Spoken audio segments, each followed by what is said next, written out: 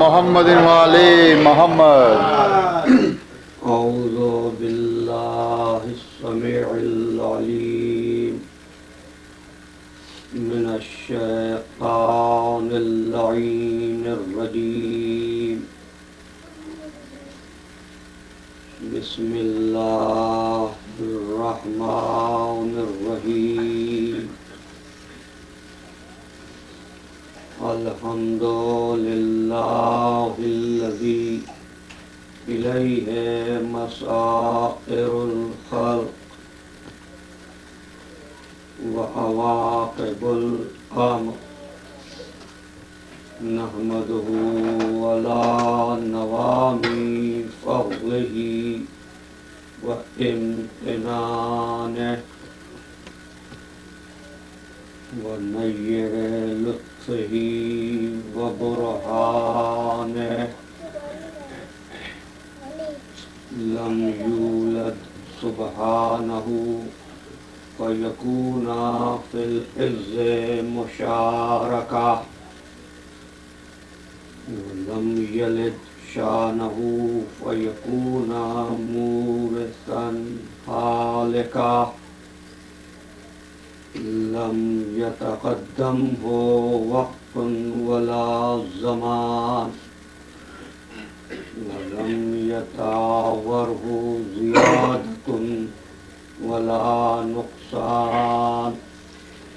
جلت عظمته، والصلاة والسلام على سيد أصل ما في الوجود.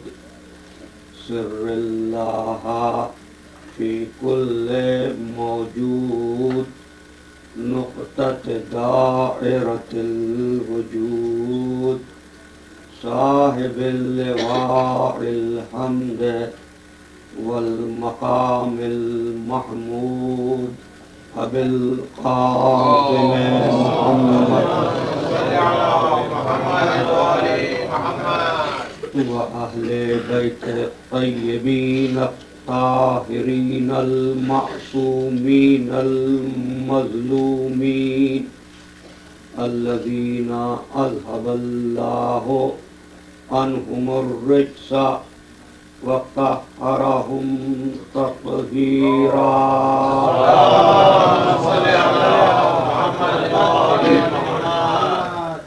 أما بعد، فقد قال الله تبارك وتعالى في محكم كتابه المبين، وهو أصدق الصادقين. بسم الله الرحمن الرحيم. إنما مثل الحياة الدنيا كماء أنزلناه من السماء فاختلط به نبات الأرض مما يأكل الناس والأنعام، حتى إذا أخذت الأرض زخرفها وزينت وظن أهلها أنهم قادرون عليها أتاها أمرنا ليلا أو نهارا وجعلناهم حصيدا كأن لم تغنى بالأمس. كذلك نفصل الآيات لقوم يتفكرون. صلوات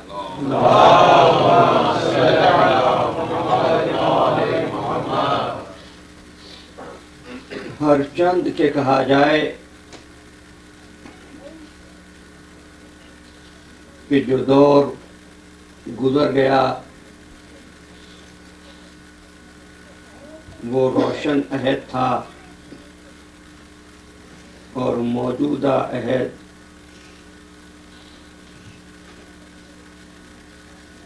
مذہب کے لیے سیاہ دور ہے.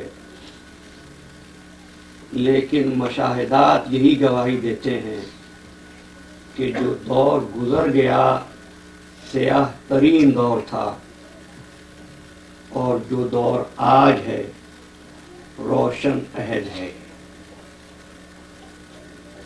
اس لیے کہ 60 ہجری میں فرزند رسول حج کو عمرے سے بدل کر مکے سے روانہ ہو رہا تھا،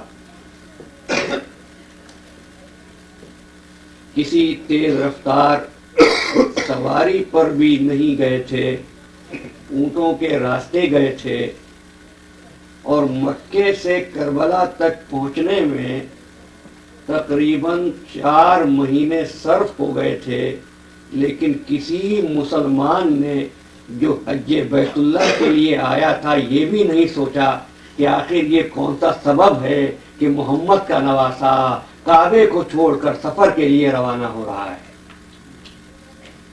اور ایک آج کا عہد ہے، مصروفیتیں ہیں، تکلیفیں ہیں، مسافتیں ہیں، چھوٹے چھوٹے بچوں کا ساتھ ہے، 1400 سال گزر چکے ہیں، امتداد عہد بھی اثر انداز ہو چکا ہے، کسی نے حسین کو دیکھا نہیں ہے، کسی کا حسین سے خونی رشتہ نہیں ہے، لیکن روشن عہد کا یہ ثبوت ہے کہ جب یہ خبر ملتی ہے کہ کہیں پر مجلس ہو رہی ہے تو لوگ اپنی مصروفیتوں میں سے وقت نکال کر پہنچ جاتے ہیں۔ اسی لیے شاعر انقلاب نے کہا تھا، انسان کو بیدار تو ہو لینے دو، ہر قوم پکارے گی ہمارے ہیں حسین۔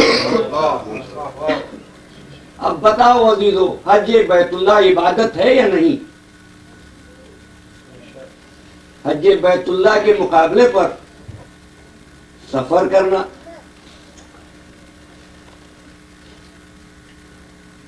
لیکن کیا وجہ تھی کہ محمد کا نواسا حج کو عمرے سے بدل کر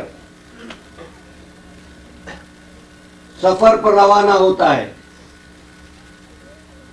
آج اگر ہم کو یہ علم ہے کہ حج بہترین عبادت ہے تو وہ جس کے گھر میں فرشتے نازل ہوتے تھے، حسین ابن علی یہ بتانا چاہتے ہیں کہ دیکھو، جہاں اخلاص عبادت میں مفادات حکومت شامل ہو جائیں تو وہ عبادت نہیں ہوتی، اور اس وقت مقابلہ اختلاط کے لیے آپ کو عبادت سے بڑھ کر عظیم تر عبادت کرنا ہوتی ہے۔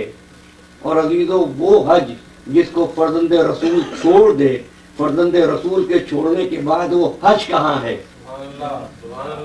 وہاں پر حاجی کہاں ہیں؟ وہ تو صرف چکر ہیں جو انسانیت کو دیے جا رہے ہیں۔ حج بیت اللہ تو وہ ہے جو حج کو چھوڑ کر عمرے سے بدل کر فرزند رسول سفر کی شکل میں کر رہا ہے۔ اسی لیے اخلاص اور اختلاط کے عنوان کا انتخاب کیا گیا۔ اخلاص وہ قانون ہے جو پروردگار عالم کی طرف سے آ جائے۔ اخلاص نام ہے پروردگار کو ماننے کا نہیں، پروردگار کی ماننے کا۔ پروردگار کے قانون کو قبول کر لینا، اس قانون کے مطابق زندگی گزارنا اخلاص عبادت بھی ہے اور اخلاص حیات بھی ہے۔ خالق کے قانون کے ہوتے ہوئے خود قانون بنانا یا الہی قانون میں مداخلت کرتے ہوئے ترمیم اور رد و بدل کر دینا اخلاص کی نفی ہے، اور جہاں اخلاص کی نفی ہو جائے وہ عبادت نہیں ہے۔ اخلاص کا تقاضا یہ ہے کہ جیو تو پروردگار کے لیے، مرو تو پروردگار کے لیے، عبادت کرو تو پروردگار کے لیے، اس کے علاوہ نہ اس کسی کے سامنے جھکو نہ کسی سے مدد مانگو۔ یہ اخلاص ہے عزیزان گرامی، لیکن اس کی عبادت اس طرح کرو کہ وہ فقط تمہاری جلوتوں میں نہ ہو۔ اخلاص کا تقاضا یہ ہے کہ وہ تمہاری خلوت میں بھی ہو۔ گفتگو کو آسان کرتے ہوئے ایک حکایت بیان کروں، اگرچہ کہ میری عادت نہیں ہے واقعات و حکایات کو بیان کرنا کہ ایک استاد اپنے شاگردوں میں سے ایک شاگرد کو بہت عزیز رکھتا تھا، اس پر بہت توجہ دیتا تھا۔ دوسرے شاگردوں کو یہ بات گراں گزرتی تھی کہ ہم بھی اس کے اسٹوڈنٹ ہیں، لیکن اس کی نظر التفات اس ایک طالب علم کی طرف کیوں ہے؟ لہذا تمام شاگردوں نے جمع ہو کر، اکٹھا ہو کر متفقہ طور پر یہ کہا، استاد محترم، ہم بھی تو آپ کے طالب علم ہیں، لیکن آپ کی توجہ اس طالب علم کی طرف زیادہ ہے، ہماری طرف کم ہے۔ تو استاد نے جواب دیا کہ جو میں جانتا ہوں وہ تم نہیں جانتے۔ دیکھیے جملہ قرآنی ہے، بات تحصیل علم کی ہے، اب جان لیجئے گفتگو اخلاص پر ہو رہی ہے۔ استاد نے کہا اچھا جاننا چاہتے ہو، کل تم لوگ اپنے اپنے گھروں سے ایک چھری اور ایک پرندہ لے کر آنا۔ تمام طالب علم ایک چھری اور ایک پرندہ لے کر اگلے دن کلاس میں آئے۔ استاد نے پوچھا کیا سب لوگ چھری اور پرندہ لائے ہو؟ سب نے ہاتھ اٹھا کر، ہاتھ بلند کر کے کہا کہ جی ہم لے کر آئے ہیں چھری اور پرندہ۔ فرمایا اچھی بات ہے۔ اس شاگرد کی طرف متوجہ ہوا جس پر نظر التفات خاص تھی، تو وہ بھی چھری اور پرندہ لے کر آیا تھا کہ اب تم لوگوں کو حکم دیتا ہوں چھری اور پرندے کو لے جاؤ اور کسی ایسے مقام پر جا کر جہاں تم کو کوئی نہ دیکھ رہا ہو، اس چھری سے پرندے کو ذبح کر دو۔ تمام شاگرد چلے گئے۔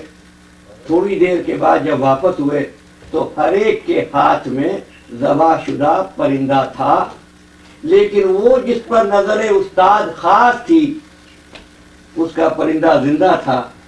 شاگردوں نے کہا دیکھیے جس پر آپ توجہ کرتے ہیں اس نے تو آپ کے حکم کی تعمیل بھی نہیں کی، اور ہم پرندہ ذبح کر کے لے آئے جیسا کہ آپ نے فرمایا تھا۔ استاد محترم نے اس شاگرد خاص سے پوچھا کہ تم بتاؤ تم نے اس پرندے کو میرے حکم کے مطابق ذبح کیوں نہیں کیا؟ شاگرد نے کہا ذبح کر دیتا، تیرا حکم ہے استاد مان لیتا، لیکن تو نے ایسی شرط لگا دی تھی۔ کیا شرط تو کوئی خاص نہیں تھی، کیا بات تھی، کیوں تم نے ذبح نہیں کیا؟ کہا آپ نے کہا تھا کہ ایسی جگہ پر جا کر ذبح کرنا جہاں پر دیکھنے والا کوئی نہ ہو۔ میں جس مقام پر بھی گیا میں نے اس بات کو محسوس کر لیا کہ میرا مالک مجھ کو یہاں پر بھی دیکھ رہا ہے۔ تو استاد نے یہیں سے اصول دیا کہ دیکھو اس کا نام ہے تعمیل حکم، اس کا نام ہے عبادت، اس کا نام ہے اخلاص۔ ایسا نہ ہو کہ سماج کے دباؤ میں تم نیکیاں انجام دے رہے ہو۔ جو سماج کے دباؤ میں نیکی انجام دیتا ہے اس کا ظاہر کتنا ہی چمکدار ہو لیکن باطن بہت داغدار ہوتا ہے، لیکن جو خالق کی ذات کا احساس کر کے عبادت کرتا ہے اس کا ظاہر بھی پاک ہوتا ہے اور باطن بھی آبدار ہوتا ہے۔ لیکن عزیزان محترم، اللہ کو اخلاص کے ساتھ مانے۔ دنیا میں سب سے زیادہ مشکل کام پروردگار عالم کو پہچاننا ہے، اس لیے کہ مشکل بات یہ ہے کہ پروردگار غائب ہے، اور انسانوں کی عادت یہ ہے کہ وہ بغیر دیکھے کسی چیز کو پہچانتے اور جانتے نہیں ہیں، اور خالق نظر نہیں آتا ہے۔ اگر خالق کو دیکھ لیتے، خالق سے کبھی بات ہو جاتی تو ہم نہ خالق کے علاوہ کسی کے سامنے جھکتے، نہ خالق کے علاوہ کسی سے مدد مانگتے۔ کیوں جناب، کیا کبھی کسی مسلمان کی پروردگار عالم سے براہ راست بات ہوئی؟ میں سوچتا ہوں اگر براہ راست بات ہو جاتی تو انسانوں کے لیے خالق کو پہچاننا، خالق کے حکم کی تعمیل کرنا آسان ہوتا، کیونکہ نہیں ہوئی اس لیے کیفیت اخلاص پیدا نہیں ہوئی۔ لیکن جب قرآن مجید دیکھتا ہوں تو معلوم ہوتا ہے کسی کی بات ہوئی ہو یا نہ ہوئی ہو، ابلیس کی بات براہ راست ہوئی تھی، ابلیس کی گفتگو تو براہ راست ہوئی تھی۔ میں یہ تو نہیں کہتا کہ اس کی گفتگو رویت باری پر نہیں ہے کہ اس نے خدا کو دیکھا تھا، لیکن قرآن مجید پڑھتے ہوئے ایسا محسوس تو ہوتا ہے نا کہ آمنے سامنے گفتگو ہو رہی تھی۔ تو ابلیس کے لیے تو اخلاص کی کیفیت کو حاصل کر لینا آسان تھا۔ اخلاص کیا ہے؟ ابھی ہم نے کہا کہ اللہ کے علاوہ نہ کسی کو سجدہ کرو، نہ اللہ کے علاوہ کسی سے مدد مانگو۔ ابلیس نے دو بدو گفتگو کرنے کے بعد یہی تو کہا تھا پروردگار تیرے تجھ کو سجدہ کرنے سے انکار کب ہے؟ کا مطلب یہ ہوا کہ محض یہ کہنا اللہ کے علاوہ کسی کو سجدہ نہ کرو یہ بھی اخلاص نہیں ہے۔ اگر یہ اخلاص ہوتا تو عزازیل ابلیس نہ بنتا۔ پھر اخلاص کیا ہے؟ خالق کیا ہے؟ بھائی آپ نے خالق کو کیسے پہچانا؟ بھائی کس نے بتایا اللہ ہے؟ ظاہر ہے ہم کو ہمارے ابا جان نے بتایا کہ پروردگار ہے۔ اچھا ہمارے والد کو کس نے بتایا؟ ہاں ان کے والد نے بتایا۔ ان کو کس نے بتایا؟ ان کے والد نے بتایا۔ تو اب بات سمجھ میں آتی ہے، چونکہ خالق کا، خالق معصوم کا، خالق قادر کا تصور غیر معصوم ذریعوں سے ہم تک پہنچا ہے، اس لیے پہچاننے میں کسر رہ گئی ہے۔ اسی طریقے سے ہم پہچان رہے ہیں، بزرگوں سے جانتے ہیں۔ عزیزان محترم، دین کی افکار میں غیر دینی افکار کا اختلاط اسی لیے ہوتا ہے کہ مقدس افکار میں غیر معصوم لوگوں کی، گناہگار لوگوں کی خواہشات و خیالات شامل ہو جاتے ہیں۔ لیکن باپ کے بغیر علم کیسے سیکھیں؟ باپ کے بغیر خالق کا پتہ کیسے چلائیں؟ تو میں کہتا ہوں کہ اگر آپ کو باپ ہی سے معلوم کرنا ہے تو خالق کو تلاش کرنے کے لیے ایسے باپ تلاش کرو جن کو رسول اپنا بیٹا بنا کر میدان مباہلہ میں لے جائیں۔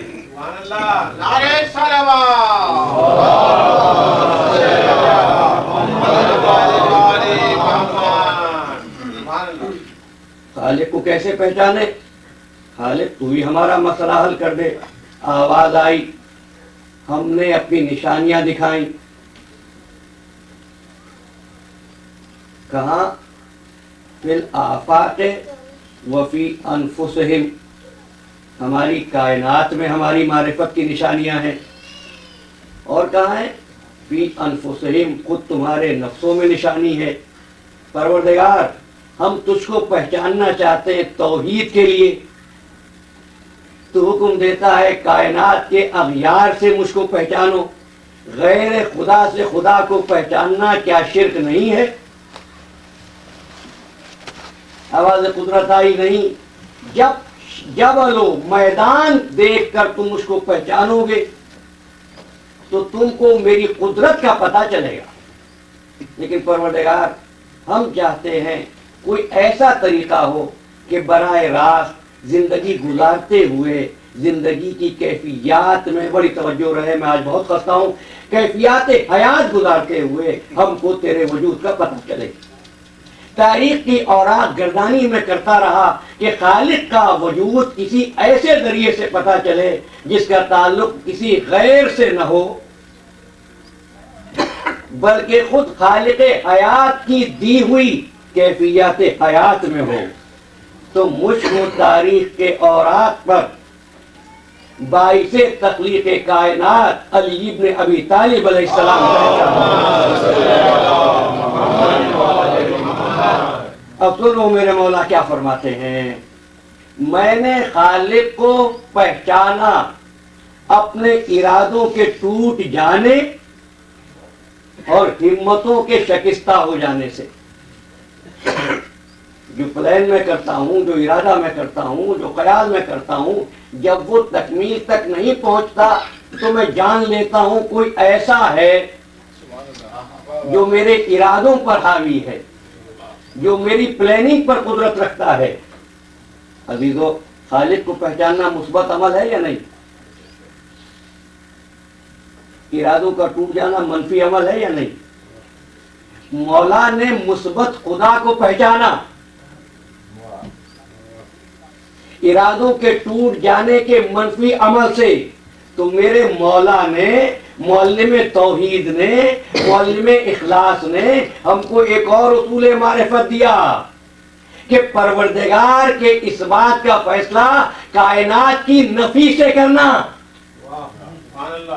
بس اب بات سمجھ میں آئی بھئی، کلمہ توحید تو پروردگار کا اقرار ہے، لیکن آغاز اس کا اس بات سے نہیں، نفی سے ہوتا ہے۔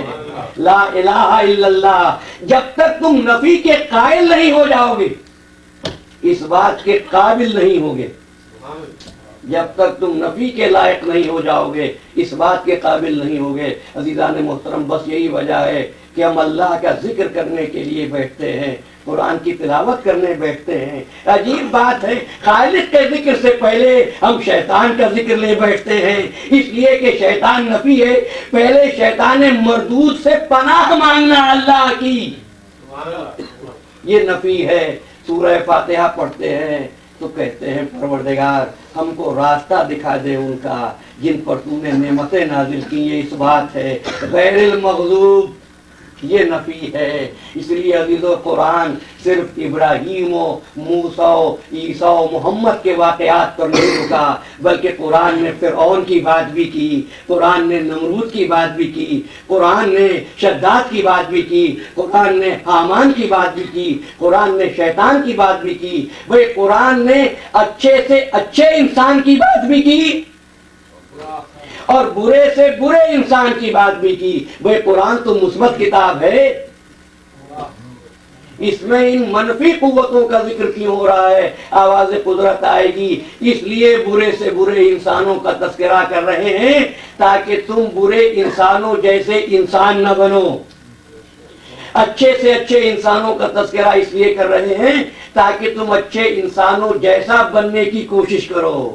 اب سمجھیے، اچھے سے اچھے انسانوں کا تذکرہ سننا اور ان جیسا بننے کی کوشش کرنا، برے سے برے انسانوں کا ذکر سننا، ان سے بچنے کی کوشش کرنا۔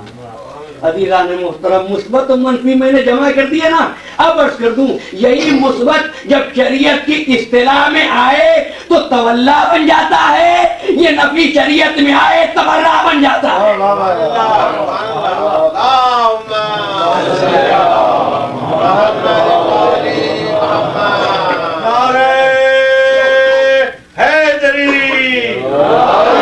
محمد وآل محمد بلندر صلوات۔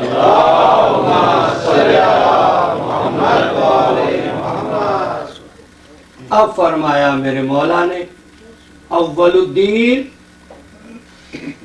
معرفت، دین کا اول اس کو پہچاننا ہے۔ وَکَمَالُ مَعْرِفَتِهِ تصدیق بہی، اور کمال معرفت اس کی تصدیق کرنا ہے۔ وَکَمَالُ التصدیق بہی توحید ہی، اور کمال تصدیق اس کو ایک ماننا ہے۔ آخری جملہ سنیے، وَکَمَالُ التوحید الاخلاص لہو، کمال توحید اخلاص کی منزل کو پا لینا ہے۔ بات یہی نہیں رکی، مولا فرماتے ہیں وَکَمَالُ الْإِخْلَاصِ لَهُ نَفِي الصِّفَاتِ عَنْهُ، اور کمال اخلاص اس سے صفات کی نفی کرنا ہے۔ اس بات و نفی پر گفتگو ہو رہی ہے، صفات کی نفی کرنا ہے۔ کیوں؟ مولا فرماتے ہیں اس لیے کہ ہر صفت خبر دیتی ہے انہا غیر موصوف ہے، کہ وہ غیر موصوف ہے، وشہادت کل موصوف انہ غیر صفت ہے، اور ہر موصوف خبر دیتا ہے کہ وہ غیر صفت ہے۔ غیر صفت ہے یعنی اصل میں ساتھ نہیں ہے، باہر سے آ کر مل گیا ہے۔ کمال اخلاص یہ کہ باہر سے آ کر لگ جانے والی چیزوں کو تم الگ کر دو، کیا پاؤ گے؟ اخلاص۔ جن چیزوں کو اختلاط ہو گیا ہے، اب تھوڑی سی وضاحت کروں، میں نے کسی موقع پر کی تھی لیکن گفتگو کو واضح کرنے کے لیے گفتگو زیادہ بار نہ ہو جائے۔ ہر صفت خبر دیتی ہے کہ وہ غیر موصوف، اور موصوف خبر دیتا ہے کہ وہ غیر صفت۔ صفت کیا ہے؟ سیکھ لینا۔ سیکھ لینے کے بعد آپ کیا ہوتے ہیں؟ عالم۔ علم سیکھا، عالم ہوئے۔ اللہ سب کو حفظ و امان میں رکھے۔ سڑک پر روڈ ایکسیڈنٹ میں دماغ کی قوت حافظہ جواب دے گئی، اب کیا رہے؟ یعنی صفت اور ہے، موصوف اور ہے۔ صفت آ گئی، عالم ہو گئے، صفت چلی گئی، پھر جاہل ہو گئے۔ پروردگار بھی عالم ہے، پروردگار بھی صادق ہے، پروردگار بھی ماجد ہے، تم بھی بزرگی حاصل کر سکتے ہو، وہ بھی سمیع ہے۔ اس نے قرآن مجید میں گفتگو کریں گے، انسان کے لیے بھی سمیع و بصیر کہا۔ تو تمہاری سماعت کام کرتی رہی، سمیع بصار، سماعت چلی گئی، بہرے، سماعت کام نہیں کر رہی، علم چلا گیا، جاہل۔ یعنی اگر صفت آ جائے تو ہم عالم ہوتے ہیں، اس لیے کہ صفت اور ہوتی ہے، ہم اور ہوتے ہیں۔ جب صفت ہمارے پاس آئی تو ہم عالم ہو گئے، جب وہ صفت چلی گئی تو ہم پھر جاہل ہو گئے۔ پروردگار بھی عالم ہے، اسی طرح اس کے پاس علم آئے تو وہ عالم۔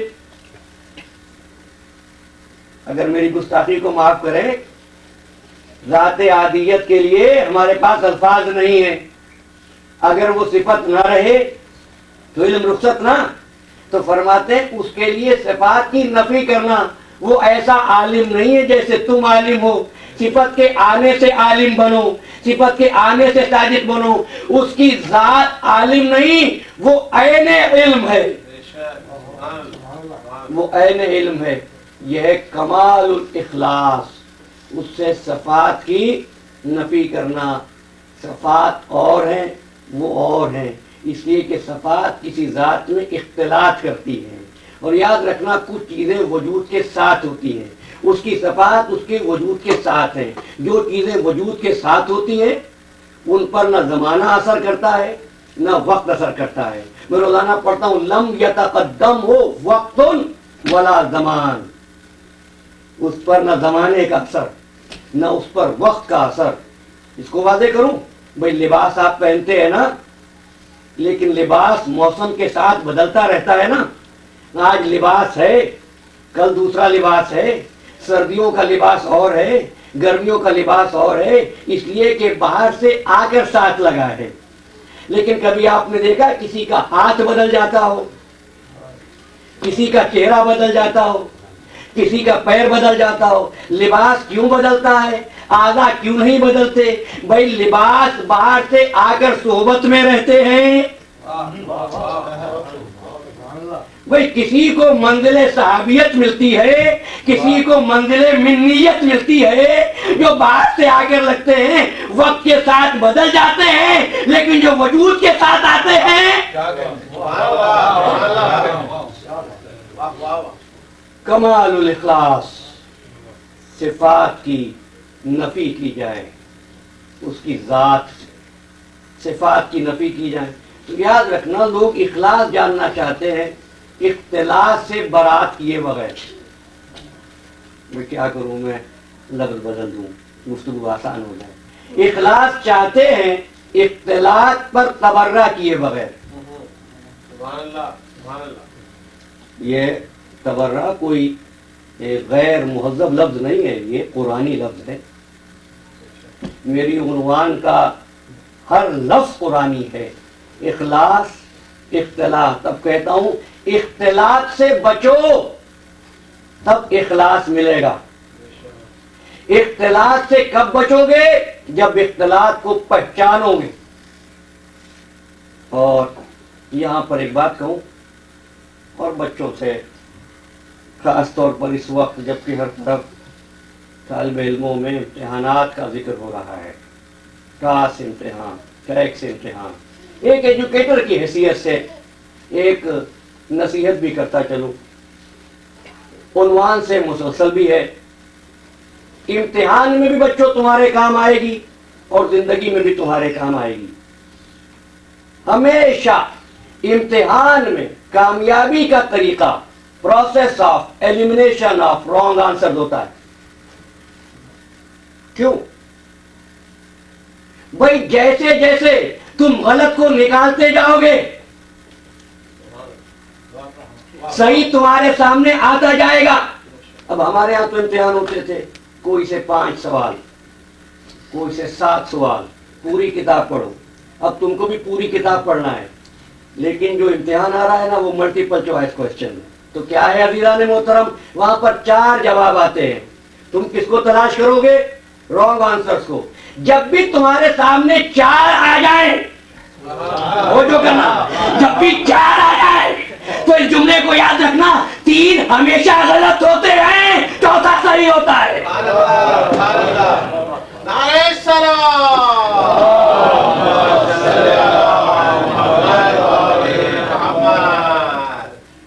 نعرہ حیدری، بر محمد و آل محمد بلند تر صلوات۔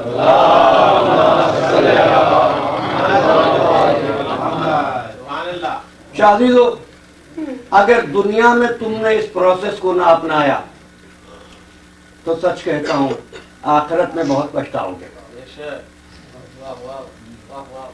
سورہ بقرہ 166ویں آیت، شاید ہوا استبرأ الذین تبعوا، دیکھیے میں نے اپنے موضوع کا ثبوت بھی آپ کے سامنے پیش کر دیا۔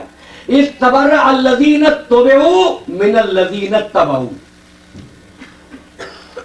اس وقت لیڈرز اپنے فالوورز پر تبرہ کر رہے ہوں گے۔ قال الذین اتبعوا، اور فالوورز یہ کہیں گے لو ان لنا کرۃ فنتبرأ منہم، اگر ہم کو پتا ہوتا کہ یہ آخرت میں ہم سے اس طرح بیدار ہوں گے تو جس طرح یہ ہم سے بیداری کر رہے ہیں ہم دنیا میں ان پر تبرہ کرتے۔ پھر قرآن نے کہا کذالک یریہم اللہ اعمالہم حسرات علیہم، اب کیا ہوگا؟ حسرتوں کے ساتھ اپنے اعمال کو دیکھیں گے۔ کیوں اعمال کو دیکھیں گے؟ عمل تو کیے ہوں گے لیکن عمل خالص نہ تھا، اس لیے کہ اختلاط کو الگ نہیں کیا تھا۔ پھر شاید وما ہم بخارجین من النار، یہ اس وقت پچھتاوے پر آگ سے نکالے نہیں جائیں گے، وہی رہیں گے۔ تو عزیزو، اگر دنیا میں ایلیمنیشن آف رانگز کی عادت کو اپنا لیا ہوتا تو آخرت میں نہ پچھتاتے، لیکن مشکل یہ ہے کہ عزیزان محترم، پروردگار تو نے یہ انتظام دنیا میں کر دیا ہوتا۔ آواز قدرت آئی، ہاں کیا ہے، دنیا میں بھی انتظام کیا ہے۔ جانو گفتگو کے اس مرحلے پر میں اب ان آیات کا ترجمہ پیش کروں جن کو میں روزانہ تلاوت کرتا ہوں۔ یہ سورہ یونس کی آیتیں ہیں، آیت کا نشان 24 ہے۔ ارشاد فرمایا انما مثل الحیات الدنیا کماء انزلناہ من السماء فاختلط بہ نبات الارض، دنیا کی مثال، میں روزانہ ترجمہ نہیں کروں گا، آپ کی توجہات کا طالب ہوں۔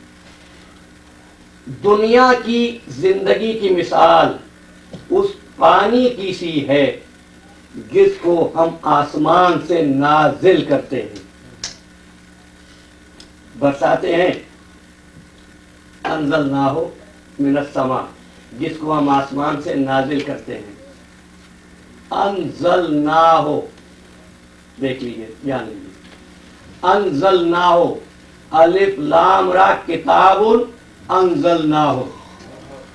اس لیے کہتا ہوں کہ جب ہم ترجمہ کرتے ہیں نا تو مفہوم آپ تک نہیں پہنچا پاتے۔ کسی شیشی میں کوئی لیکوڈ موجود ہو، دوسری شیشی میں جب آپ ٹرانسفر کریں گے تو پورا نہیں پہنچتا۔ اور مترجمین زبانوں کا سہارا لے کر حقائق بدل ڈالتے ہیں. اس لیے میں نے آپ سے کہا برساتے نہیں، نازل کرتے ہیں.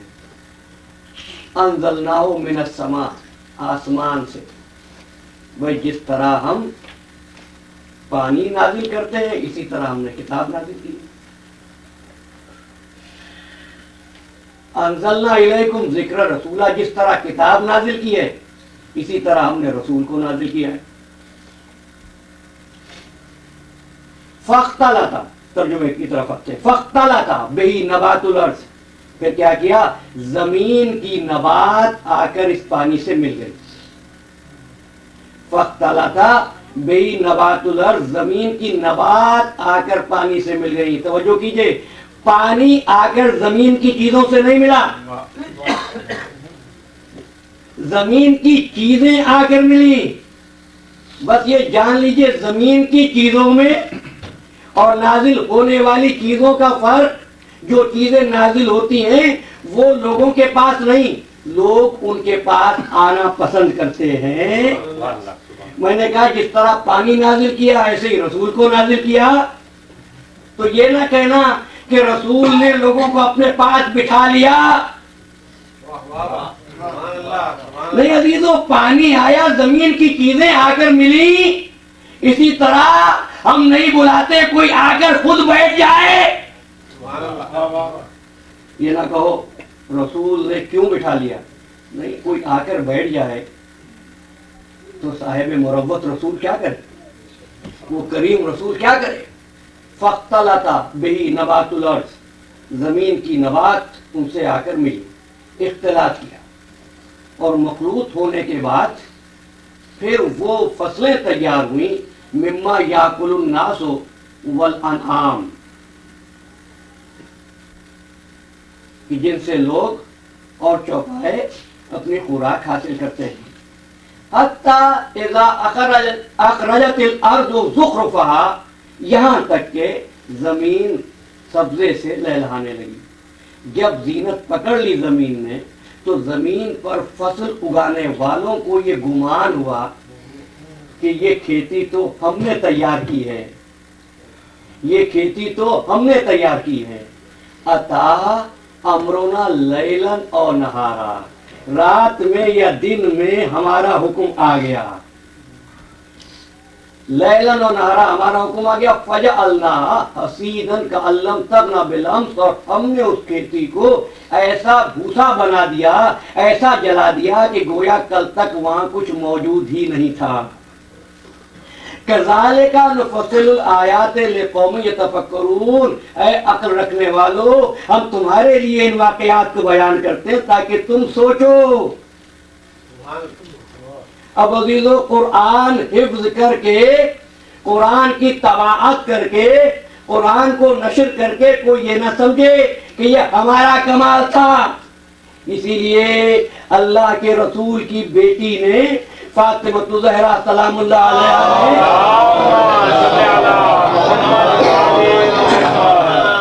پڑھیے خطبہ.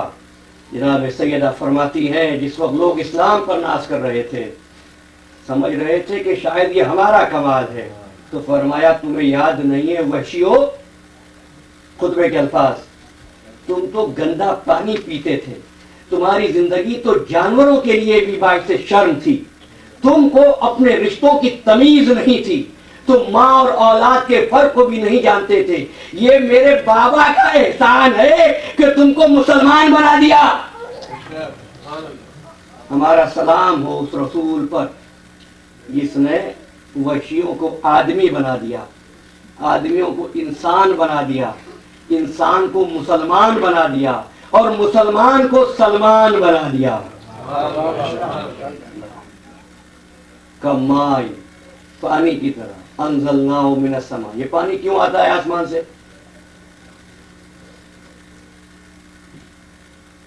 تاکہ زمین کی سطح پر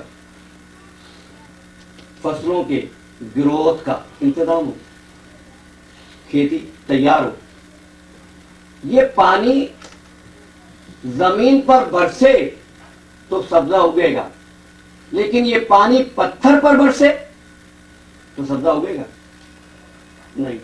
بھائی پانی کا کام ہے برسنا، نازل ہونا، ہر اس مقام تک جانا جو سطح زمین پر ہو، لیکن سبزہ وہیں اگے گا جہاں پر صلاحیت ہو.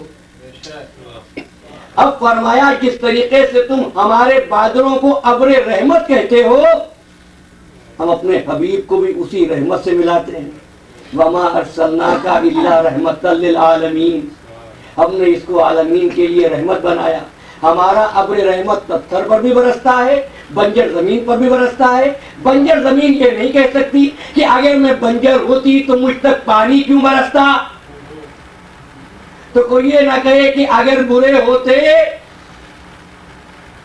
تو رسول کی محفل میں کیوں ہوتے. وہی رسول تو رحمت ہے،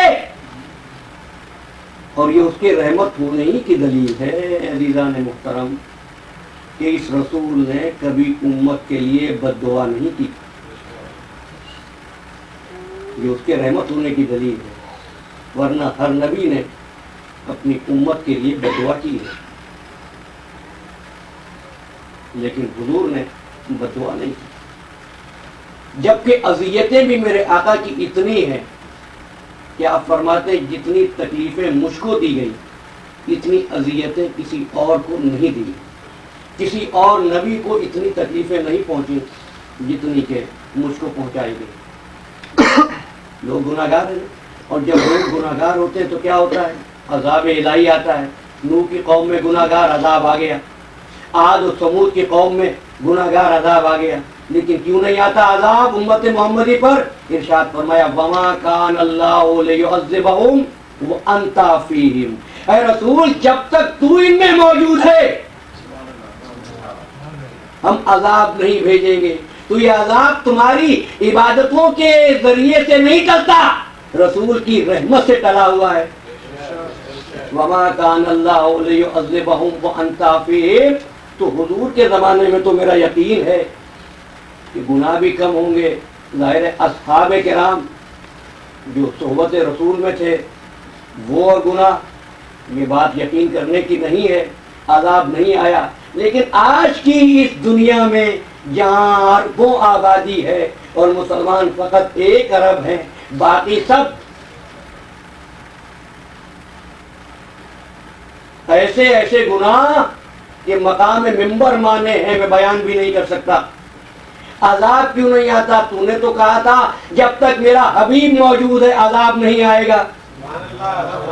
وما کان اللہ لیعذبہم وانت فیہم. جب تک رسول تو ان میں ہے عذاب نہیں آئے گا. اس وقت تو اللہ کا رسول بھی ہمارے درمیان ظاہری طور پر موجود نہیں ہے.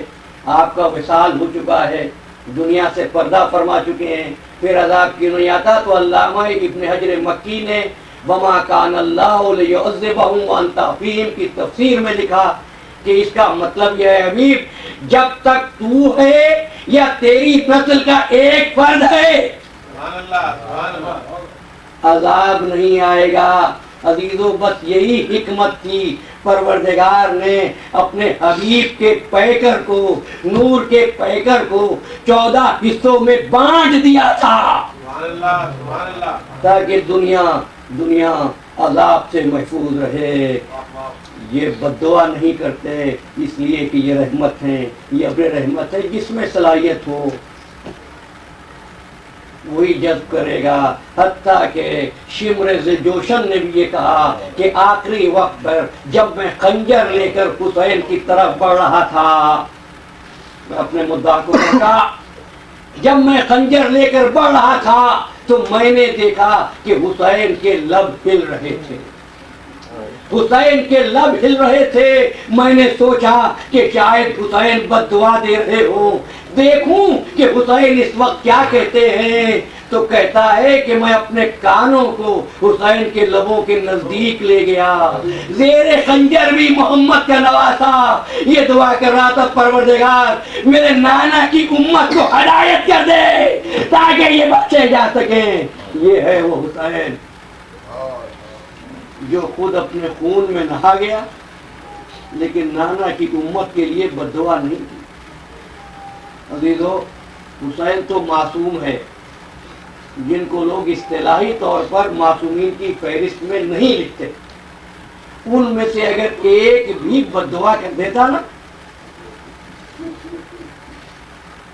تو کوئی نہ بچتا، کوئی نہ بچتا۔ مجھے ایک جملہ یاد آتا ہے، آپ تک پہنچاؤں، اللہ آپ کے بچوں کو سلامت رکھے۔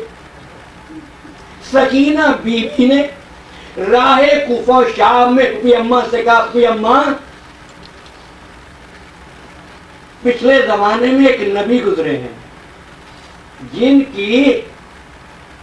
جنہوں نے پتھر سے اونٹنی پیدا کی تھی، اس اونٹنی کے بچے نے پہاڑ پر جا کر بددعا مانگی تھی، عذاب آ گیا تھا۔ پھپھی اماں کیا میری عظمت ناقہ صالح سے کم ہے؟ مرتبہ فرمایا نہیں سکینہ، تیری عظمت تو یہ ہے کہ پروردگار کی مشیت طرف اٹھے، لیکن سکینہ اپنے بابا کی محنت کو ضائع نہ کرنا۔ اور یہی پہ ذاکرین کہتے ہیں کہ دیکھا حسین کے کٹے ہوئے سر سے آنسو رواں تھے۔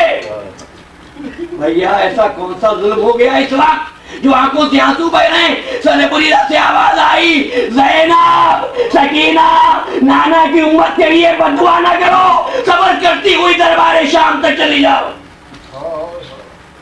آج محرم کی دوسری ہے، میں ہمیشہ کہتا ہوں میرا امام مظلوم ہے، میرا امام غریب ہے، میرا امام مجبور نہیں تھا،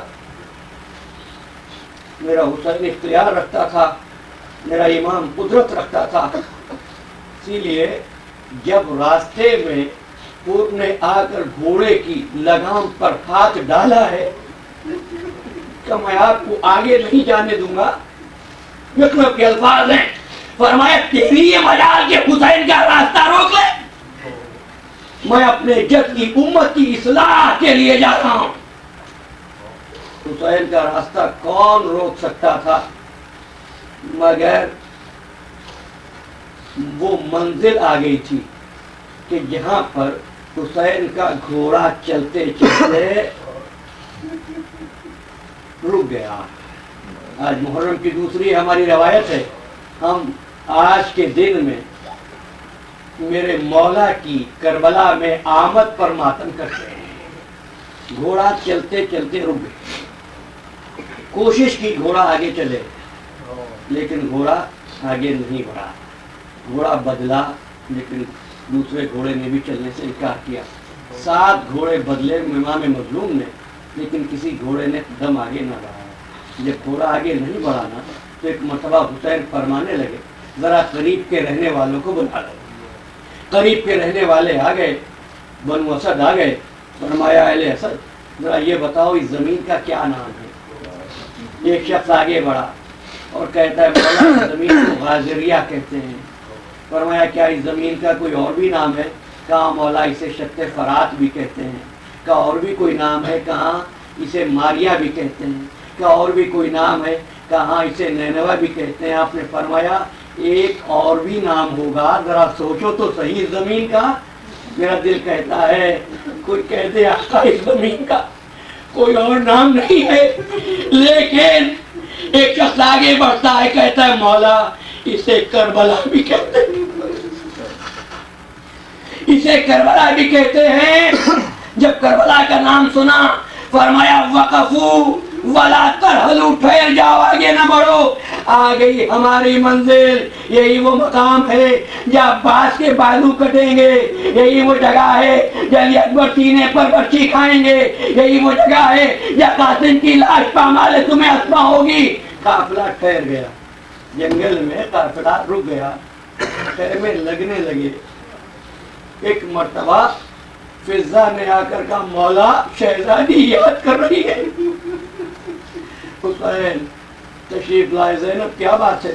کہا بھیا جیسے ہی میں نے اس زمین پر قدم رکھا ہے ایک زرد غبار اڑا اور میرے گیسو آلودہ ہو گئے۔